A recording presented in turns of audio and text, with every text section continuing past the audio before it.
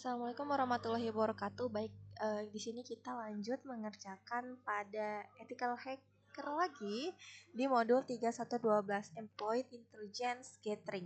Nah, di sini teman-teman, pada modul ini kita akan mempelajari tentang intelijen pengumpulan informasi uh, terkait dengan seseorang. Tujuannya adalah untuk kita memahami cara penjahat, ya. Penjahat itu dia dapat mengumpulkan informasi pribadi kita, sama seperti pada lab yang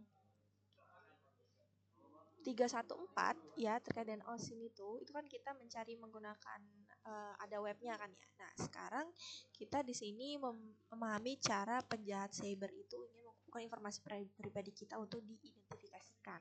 Itu khususnya dari media sosial gitu kan. Konsep utamanya adalah bahwa banyak banget orang secara nggak sadar itu dia membagikan informasi pribadi secara online, sehingga membuat mereka rentan terhadap adanya serangan gitu. Nah, modul ini nanti akan mengajarkan cara melakukan pengintaian pada media sosial untuk mengumpulkan data dengan memainkan peran sebagai cyber, ya, penjahat cyber kita. Pengguna nanti di sini di lab ini akan diajarkan untuk menginvestigasi jejak digital mereka sendiri. Terus nanti kita cari atas nama saya ya gitu. Jadi melihat beberapa banyak informasi apa yang kita temukan, dan tujuannya untuk meningkatkan kesadaran aja. Kesadaran akan kepentingan privasi dan juga langkah-langkah yang memang perlu diambil untuk melindungi identitas pribadi kita, seperti itu. Oke. Di sini pada bagian 1 di sini kan kita mengumpulkan informasi ya di media sosial. Oke, di sini kita disuruh membuka browser.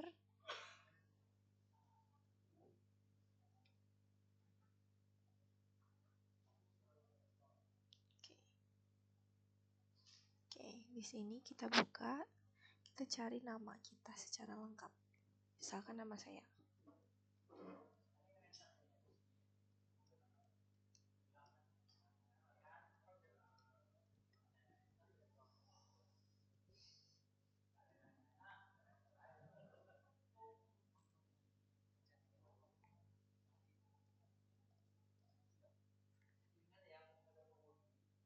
Oke.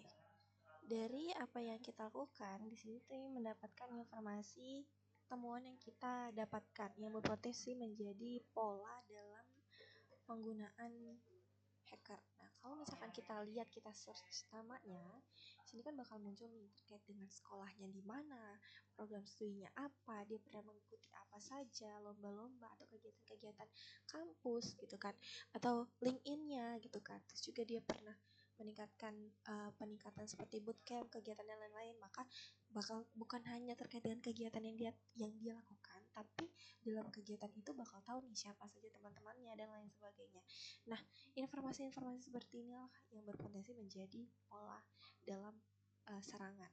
Informasi pribadi, nama, tanggal lahir, kontak, terus juga status update-nya, seperti siklus hidupnya, kayak hubungan dia di kuliah seperti apa, kegiatannya apa, dan lain sebagainya. Bahkan terkait dengan data lokasinya, dia pernah berkegiatan di mana, rumahnya di mana, itu bakal ke-tracking semua gitu kan. Dan beberapa misalkan di sini kan ada Instagram, ada YouTube gitu kan.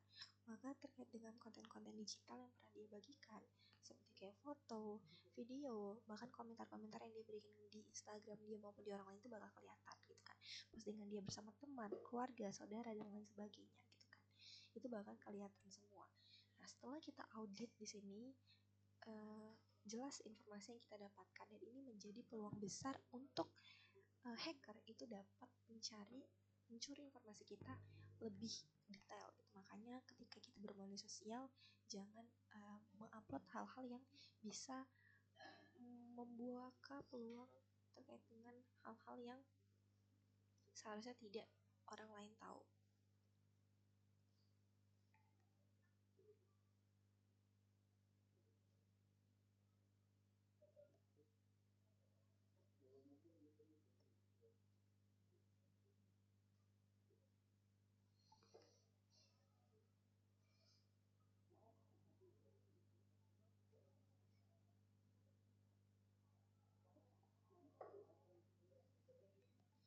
kemudian di sini terdapat pertanyaan yang bisa kita jawab dan kita analisis sama-sama.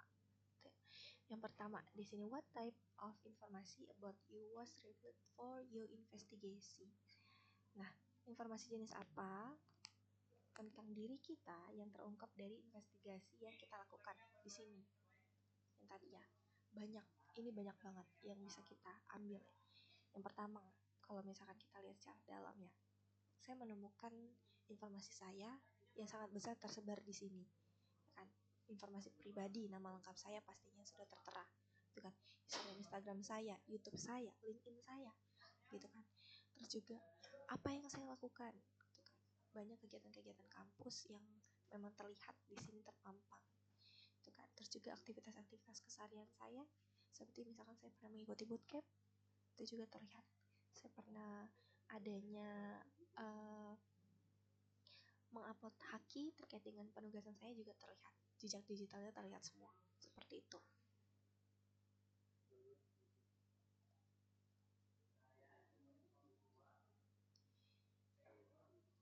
Your workplace informasi tentang tempat kerja saya. Sebenarnya bukan tempat kerja ya, tapi lebih kayak ke di mana saya sekolah, gitu kan? Karena memang saya belum kerja, tapi saya sedang menempuh pendidikan di Politeknik Lampung, Teknologi Rekayasa Internet. Nah, cyber itu bisa menggunakan data-data ini untuk menyusun serangan fisik nih ke saya, meyakinkan dengan berpura-pura misalkan menjadi rekan teman saya, gitu kan, atau dalam komunitas-komunitas yang memang saya ikuti di kampus, itu bisa menjadi acuan bagi mereka, gitu kan, atau mungkin juga meyakinkan saya terkait dengan serangan phishing yang berpura-pura menjadi dosen atau teknisi yang memang ada di prodi saya. Mereka ini memungkinkan pengiriman email palsu misalkan ya, untuk meminta misalkan kreditas login saya, atau meminta saya untuk mengklik tautan yang berbahaya, misalkan berpura-pura menjadi dosen untuk bisa masuk misalkan ke dalam link tempat pembelajaran saya. Ternyata itu bukan link untuk belajar, tapi ternyata link untuk tautan yang berbahaya, gitu kan, serangan phishing dan lain sebagainya, seperti itu. Nah, kemudian di sini juga nih terlihat gak sih minat dan hobi atau kegemaran saya tertentu? Terlihat. Karena kalau misalkan dari informasi yang didapatkan di sini, seperti saya mengikuti ajang-ajang perlombaan, saya mengikuti kegiatan-kegiatan lomba saya, gitu kan, itu bakal terlihat terkait dengan hobi dan juga kegemaran saya tertentu, gitu. Nah, dari adanya informasi ini, penyerang itu dapat menggunakan ini untuk melacak serangan peer phishing. Seperti contoh, jika saya misalkan sering memposting saya desain grafis, gitu kan. Nah, penjahat cyber itu dapat mengirimkan email seolah-olah berasal dari sebuah komunitas yang menyediakan lomba, sehingga saya tertarik, gitu kan. Nah, hal-hal seperti itulah, gitu. Nah, email tersebut yang dijadikan media itu mungkin bisa berisi penawaran eksklusif terkait dengan pemenang mendapatkan juara berapa dengan nominal uang, gitu kan. Itu kan menjadi kegemaran orang ya untuk mengikuti lomba tersebut. Kalau misalkan memang hadiahnya menarik, nah itu bisa memancing seperti itu.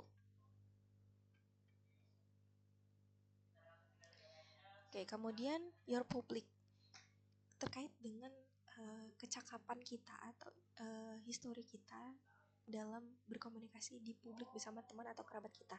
Dengan adanya tahu YouTube, Instagram, LinkedIn, maka semua informasi yang pernah saya ujarkan dalam komentar, mungkin Instastory, itu bakal terlihat. Nah, mereka ini mengumpulkan informasi seperti nama panggilan saya, gitu kan.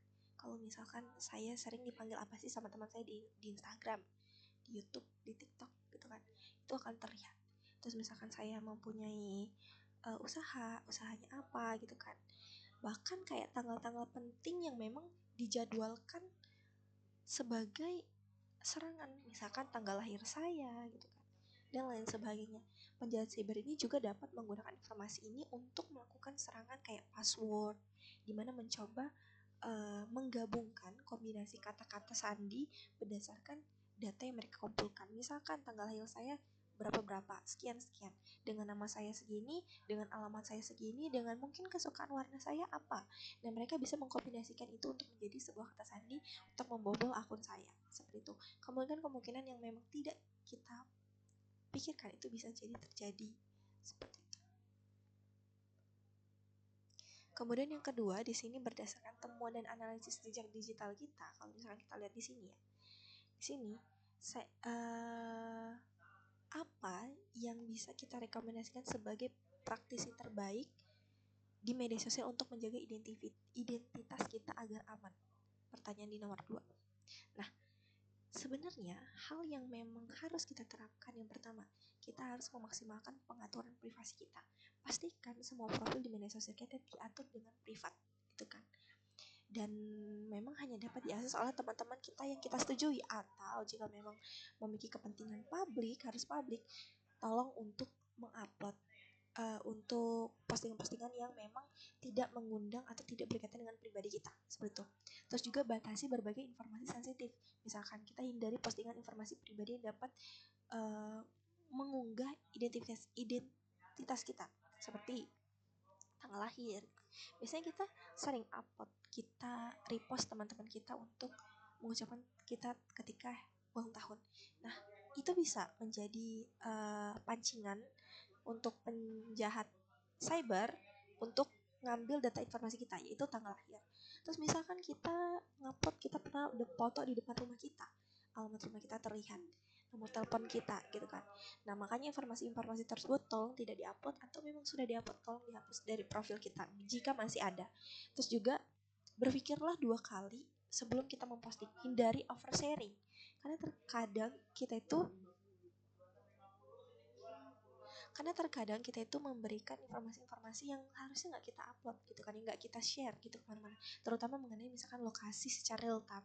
Kadang kita nggak mikir kalau misalkan kita main ke dalam satu tempat, gitu kan, kafe misalkan, terus kita langsung bikin story di kafe tersebut, padahal itu sebenarnya jangan pernah membuat story di tempat dimana kita sedang berada di saat itu. Bikin nanti setelah kita pergi, setelah mungkin 24 jam baru kita upload, atau kayak rencana liburan kita kemana kita upload. Jangan seperti itu. Dan juga yang terakhir mungkin kalau menurut saya, audit dan juga bersihkan profil secara berkala. Kita perlu untuk luangin waktu kita untuk ninjau dan juga ngapus postingan-postingan lama yang mungkin berisi informasi sensitif, gitu kan. Kadang kita mungkin baru sadar sekarang, tapi ternyata di lalu-lalu kita pernah nih untuk posting. Nah, untuk hal itu tolong dicek, cross check lagi, hapus tag data diri untuk foto postingan yang memang itu bersifatnya publik, seperti itu. Oke, mungkin segitu dulu untuk lab ini. Kita akan lanjut lagi ke lab selanjutnya yang memang terkait dengan di lab 3112 ini. Saya Iri, wassalamualaikum warahmatullahi wabarakatuh.